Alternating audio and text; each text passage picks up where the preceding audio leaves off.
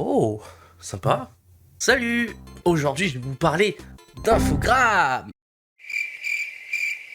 Et partez pas, je voulais pas vous faire peur. Ah, infogramme. C'est un peu ce tonton gênant qu'on aime bien quand même, non? Aujourd'hui, c'est surtout connu pour ses jeux adaptés de BD franco-belge. Tintin au Tibet, Spirou, Lucky Luke sur Super Nintendo, etc. Tous ces jeux qu'on connaît surtout via les premières vidéos du grand JDG. C'est des bons jeux, mais bon, leur principal défaut, c'est que leur difficulté est très mal dosée. On en oublierait presque les jeux infogrammes, mais sur console 8 bits. Et c'est dommage, parce que c'est souvent des bonnes surprises. Je pourrais vous citer Lucky Luke sur Game Boy, ou bien Le Cauchemar des Schtroumpfs sur Game Boy Color, c'est deux excellents titres qui sont souvent oubliés quand on parle des jeux infogrammes. Et aussi le portage du jeu Micro, adapté des Tuniques Bleues, North and South sur NES. Et bien justement, il y a eu un autre jeu infogramme qui m'intéresse sur NES, et il s'agit d'Astérix.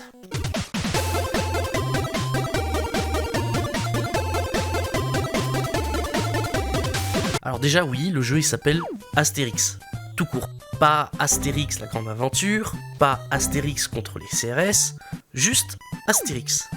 En parlant de simple, le scénario aussi il est. Obélix il a été enlevé par les Romains, et Astérix doit aller le secourir. Très recherché. Je trouve ça un peu con que ce soit Obélix qui ait été capturé, non? C'est le personnage le plus fort de la bande dessinée. Vous imaginez ça dans un autre univers? Moi, je suis Dark Rainbow Dash, et j'ai réussi à capturer Superman, je suis trop méchant, moi. Concernant le jeu, eh bien, c'est un jeu de plateforme classique. On peut courir, sauter, frapper des blocs et des ennemis, comme les Romains, les sangliers. On a des étoiles à collecter, de la potion magique qui nous rend invincibles. On a des passages secrets, et à la fin du niveau, on a une catapulte, et on doit essayer d'entrer dans le petit trou pour un bonus stage. J'en entends qui vont me dire « Oui, c'est un jeu banal de l'époque, y a rien à dire dessus, il est trop classique !» Vous avez raison, et c'est ça qui fait que le jeu est bien. Faut savoir que j'ai découvert ce jeu il y a quelques années, et au début, j'ai trouvé qu'il était... bof. Puis à force d'y jouer, j'ai commencé à l'apprécier, mais surtout, je me suis rendu compte de quelque chose. Écoutez, c'est très dur à entendre, mais je dois vous dire la vérité. Ce jeu est un plagiat de Super Mario Bros. Et oui, attention, révélation!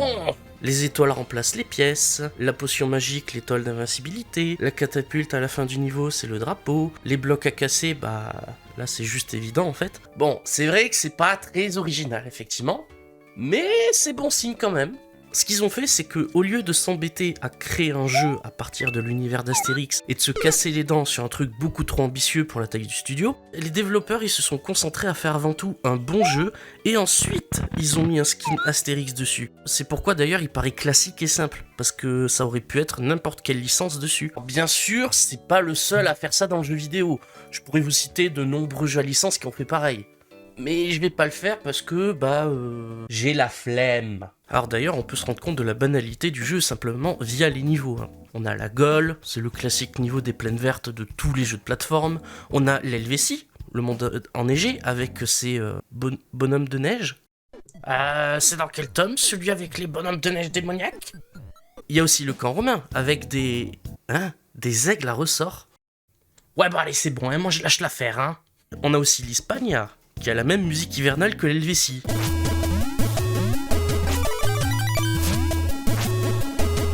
Bon, c'est un peu comme si vous aviez ça dans Mario 64, quoi. On passe ensuite dans les niveaux en Égypte, avec le passage obligé dans les pyramides, et pour finir, on a les derniers niveaux à Rome, où on finit par combattre un simple garde. C'est un peu moyen pour un boss final, peu importe, on délivre enfin Obélix et c'est la fin du jeu. Alors d'ailleurs dans les crédits ça fait bizarre de voir des noms bien français comme Stéphane Baudet, Jean-Jacques Poncet ou bien le grand Bruno Bonner. Et pourtant c'est bien la société Beatmanager, basée à Barcelone, qui a développé cet opus. C'est pour ça d'ailleurs qu'on voit beaucoup de noms espagnols, et notamment Alberto José González qui nous livre une chiptune incroyable.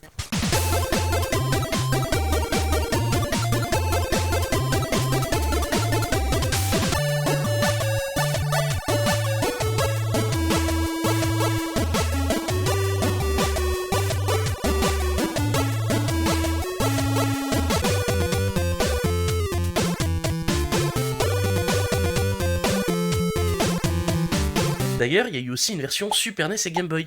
Alors la version Game Boy, elle est faite par le même studio, c'est une version inférieure à celle de la NES. Elle est beaucoup moins agréable, la prise en main est moins fun, c'est pas très maniable et c'est beaucoup plus dur. Moi je vous dirais, passez votre chemin. La version Super NES c'est un peu différent. Elle a été faite par Infogrames eux-mêmes. C'était censé être LA version principale. Les versions NES et Game Boy à la base, c'est juste des portages. Et pourtant, le jeu sur Super NES, il est mou, les contrôles ils sont bizarres, et le jeu il est 1000 fois moins fun que la version NES. En fait, son problème, c'est que il est trop classique. Mais là où sur NES, les jeux classiques marchent mieux vu que la console est moins puissante, sur une Super NES, on s'attendrait à avoir quelque chose de plus ambitieux, comme ont su faire les jeux du studio plus tard, comme Tintin et Spirou. Là, ça fait vraiment un random jeu de plateforme, et puis en plus, le level design, il est beaucoup moins fun, c'est décevant. Et c'est pour ça que je préfère Astérix sur NES. Le fait que le jeu soit classique n'en fait absolument pas un mauvais jeu, au contraire. Moi je suis un très grand fan de jeux de plateforme, que ce soit en 2D, en 3D, c'est mon genre de jeu favori. Donc dès que j'en trouve un, on va dire que s'il est bon, ou même s'il est juste moyen, bah je vais l'apprécier quoi. En soi, il y a d'autres platformers sur NES qui auraient mérité une vidéo car ils sont plus intéressants et originaux. Mais j'ai choisi de parler d'Astérix. Certes, il est plus simpliste, mais il est bien fichu, il est complet. Et si j'avais choisi un jeu plus connu avec une expérience plus originale, eh bien j'aurais mis celui-là de côté. Et c'est pas ce que je voulais. Franchement, je vous recommande d'y jouer si vous aimez les jeux sur NES. Le jeu il est pas très long, il se finit en une petite heure sans être très dur, même si bon, les 3 derniers niveaux, ils remontent un petit peu la barre à ce niveau-là.